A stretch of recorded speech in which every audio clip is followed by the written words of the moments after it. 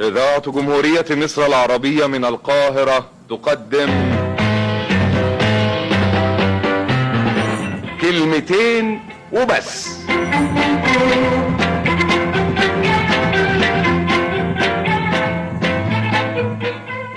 اسمها الفشخرة، معناها معروف انك ما تمشيش على قدك، يبقى دخلك 100 جنيه وانت بتصرف 300 جنيه.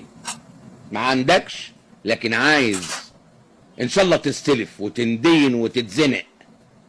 الفشخرة دي هي الاب الشرعي للديون والمتاعب، هي السبب في الهموم. الكلام ده صحيح على مستوى الافراد ومستوى الدول. قلت لي ليه؟ اقول لك ليه.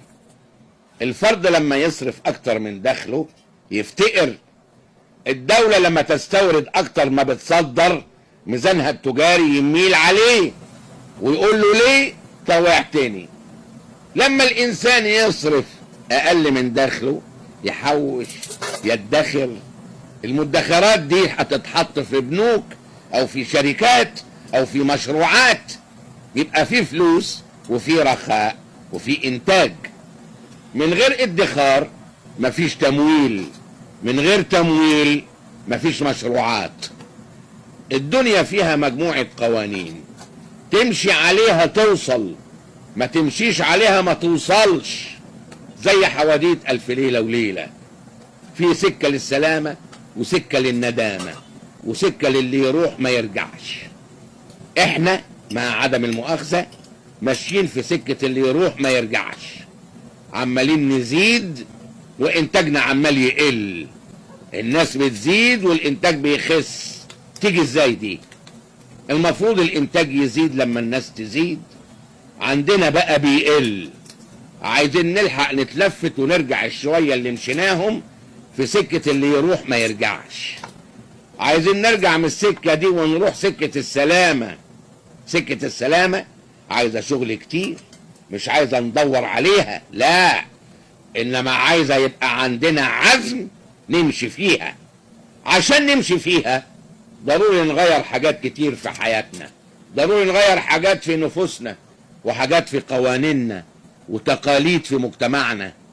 ضروري كل ده يتغير علشان احنا نقدر نطلع من البير اللي وقعنا فيه. اهم حاجة ضروري نغيرها في نفسنا مسألة الفشخرة. بلد مديونة وبتستورد تلتين اكلها وفيها عربيات مرسيدس اكتر من اللي في برلين. بلد مديونة وبتستورد الضروريات والناس لسه بتخلف 7 و8 علشان يبقوا عزوة وكتير. بلد فيها مشاكل اسعار بتزيد كل يوم، ورغم كده الحركة على الشراء شغالة. الناس كلها بتشتكي من قلة الفلوس، ورغم كده اي شاب صغير يجي يتجوز في فندق ويزفوه ويقعله 3000 جنيه لما يكون غلبان خالص وهيدفع اقل سعر. تسأل انت ايه ده؟ يقول لك يا اخي عايزين نفرح. هو الفرح ما يجيش الا بالفشخرة والصرف؟ ال3000 جنيه دول اللي هيتصرفوا في طبل وزمر لو كانوا اتصرفوا في البيت كان يبقى احسن ولا اوحش؟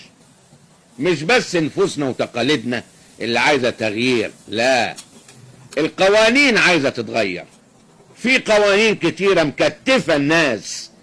قانون شركات توظيف الاموال قالوا هيحل مشكلة الشركات دي والناس تاخد فلوسها.